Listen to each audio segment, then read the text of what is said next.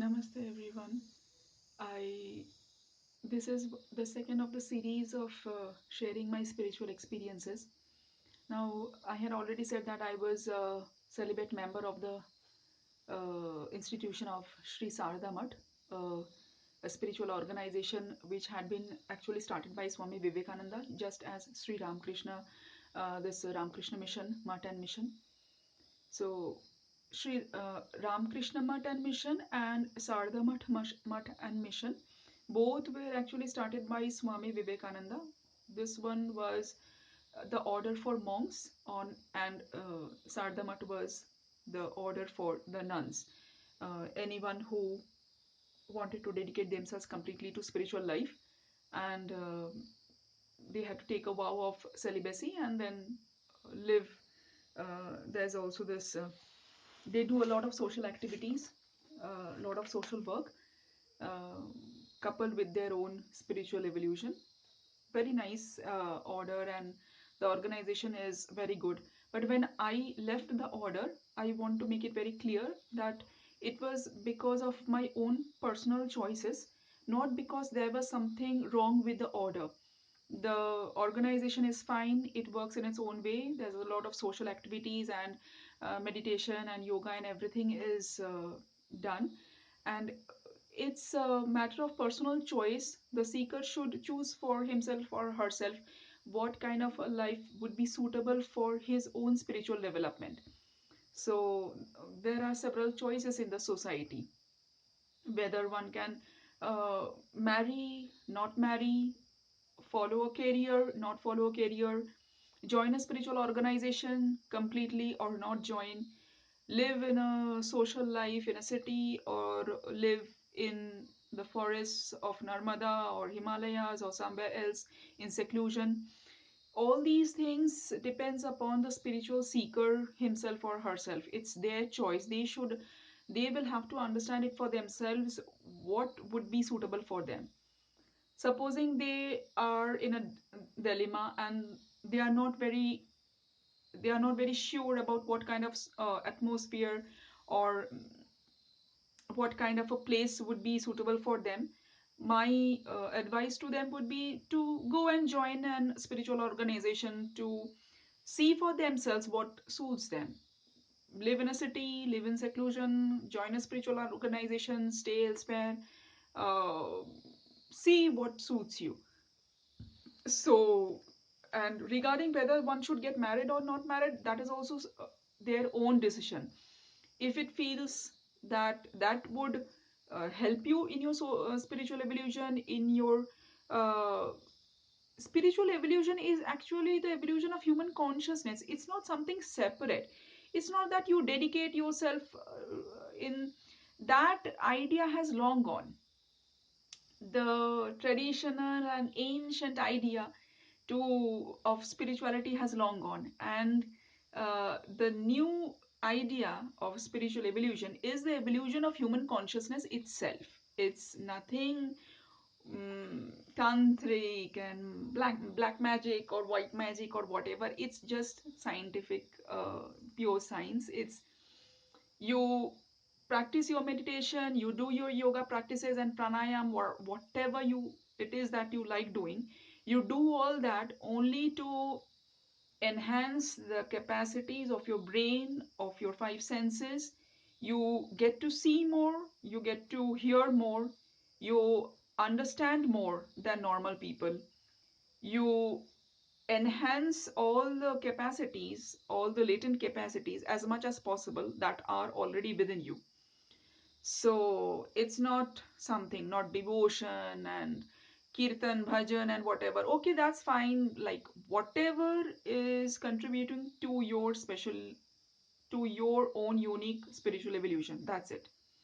So anyway, coming back to my own point, is that for me, it was a spiritual experience also when I left the order, because it was a decision that transformed me and made me rethink my preferences in life.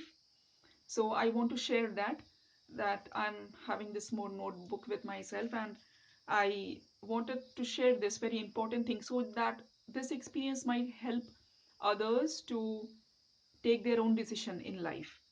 So when I left the order, Sri Sarada Math, the points of why I left was that in an ashram space, in a community spiritual organization kind of a thing, there was less space for personal freedom and own one's own choice of spiritual practices. Supposing I wanted to have, like, I wanted to go into complete silence for 3 days, for 9 days, for maybe a month, or I wanted to have one meal a day for as long a period as I wanted, or to go without meals, sustain myself just on water for certain amount of time.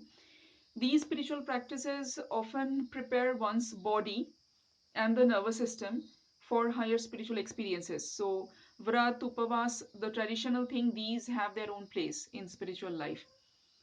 But in a spiritual organization, one has to follow a certain code of rules, and one's own personal choice and freedom is somewhat lessened, curbed. So, that uh, was a big disadvantage for me, because I wanted that freedom of choice of spiritual practices, that freedom uh, to practice maybe even for a small period of time, but practice meditation and everything in a very intense sort of a way. So that was one thing, lack of personal freedom for spiritual practice. The second thing was that I felt that I was myself unsuitable for a community life. A community life means I had to deal with and adjust with people whose preferences and priorities in life were different other than me, from me. So to deal, to coexist, to live at a very close proximity with people all around me, other women and girls around me whose preferences in life were different from me, that was again like didn't feel good for me, for my spiritual evolution. Then there was less scope of spending a certain amount of time, like 3 days, 9 days, or a month or something, in complete solitude. And I felt that solitude was a very basic need for spiritual practice, and one has to encapsulate oneself within a room or something, so that, and just go deep and deep and deep, so that one can analyze and face one's own subconscious and unconscious patterns of thought and everything. That solitude, even Sri Ramakrishna said again and again that living in solitude, living alone, even for a few days, or for as many days as one can comfortably do, can live alone. That is very important in spiritual life. Even Sri Aurobindo says that the soul who can live alone has met God, like such a big thing. So, solitude is a very important thing in spiritual life. And the spiritual organization of Sri Sarada Math didn't give me that opportunity to live alone. So maybe other spiritual organizations give. So I don't know that. It could be, but I didn't get that in Sri Sarada Math, so I left. So, and all the centers of the order, of all of the centers of the spiritual organization of Sri Sarada Math were located in cities or near to cities or towns, and at least in all the four of them which I lived, it was living with a lot of people all around me. So it's all different kinds of vibrations that I am dealing with. Uh, in a spiritual, for me at least, to go into an intense spiritual practice meant that I kind of went away, a little far away from being influenced by other other like strong personalities around me.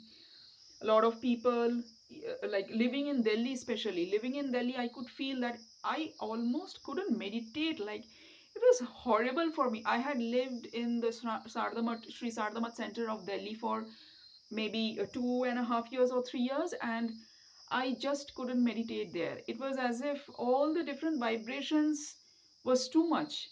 The materialistic vibrations, the vibrations of whatever they were, it was very strong. The whole vibration of the city, the energy flows of the city was too much of an too outgoing for a spiritual aspirant to delve deep inside.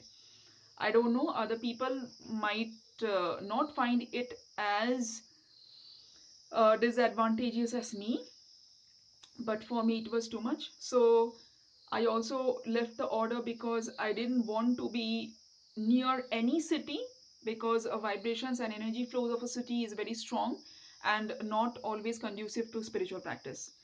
So that is another point. Mm, and I really wanted the solitude, and that was the main thing, I think. Like, I wanted to live alone.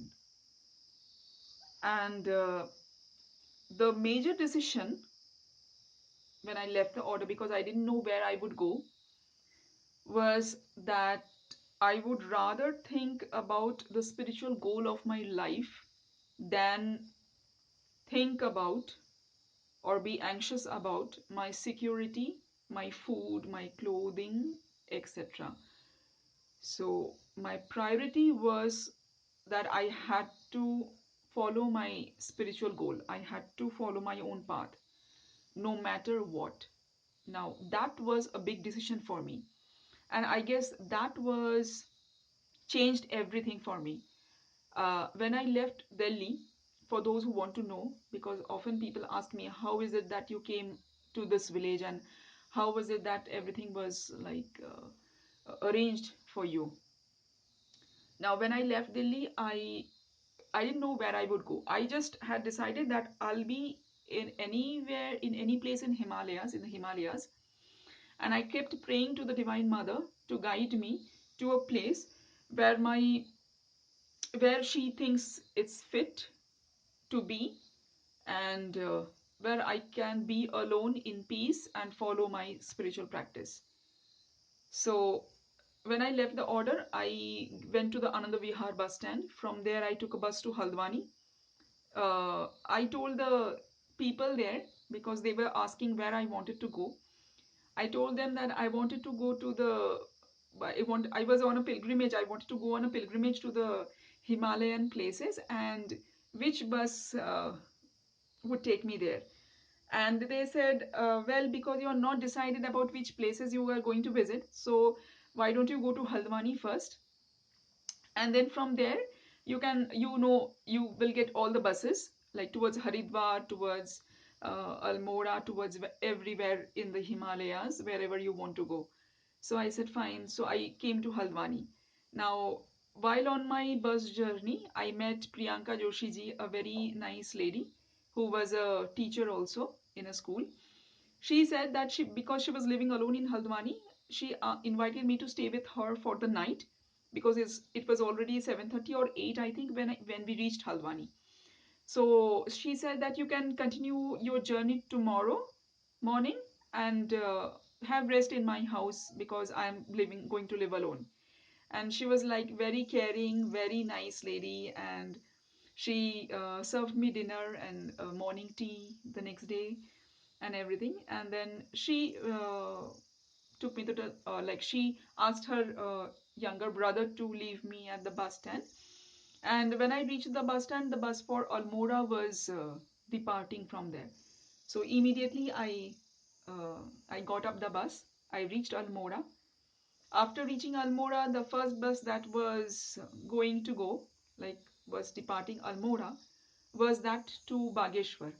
So I took the bus. I followed this Almora Bageshwar route, and I got down when I kept praying to the Divine Mother continuously for guidance and to let me know uh, where to get down from the bus, because I didn't intend to reach Bageshwar at all. I knew it was going to be a big pilgrimage center wherever it was, and I wanted to be near a very small place which would have a very small population, and my spiritual practices won't be hampered a lot. So I got down here near this village. It's called Patiya. It's on the Almora Bageshwar route, and I stayed there for 9 days and 9 nights. Nine. I don't know how. It was divine grace. I lived in the forest. There's a small, very small temple dedicated to a local deity called Golju Devta near the road, and I lived there for 9 days. I had biscuits with me, that's all, and a bottle of water. After that, I like gradually my intensity, my longing, my yearning to be settled somewhere was becoming intense, and my prayers all was also becoming intense, that I'm not going to go back home, neither am I going to go back to the ashram. So I continuously pray to the mother that may she lead me to a place where which would be conducive to my spiritual practices. On the 10th day, the villagers of this place, the villagers here of Patiya, two of them, they met me there near the road. And they said that, well, down the valley, the village of Patiya is there, and there's this temple, and there are two rooms with the temple. It's the Dharmashala, two rooms, which have been built, Uttarakhand, this place, all the Himalayan villages usually have temples and rooms built with them in the temple premises, so that wandering monks can stay, people who are on pilgrimages, even they can stay for a few days. So I stayed, so they came, so they asked me to come to the village, and I came down with them. It's about 40 to 45 minutes away from the main road, this village. So I came here, and gradually this two rooms, this place was furnished, and cooking utensils and blankets and everything was supplied to me by all the different villagers, so that I could settle and continue my spiritual practices. So that's the story. That's the story.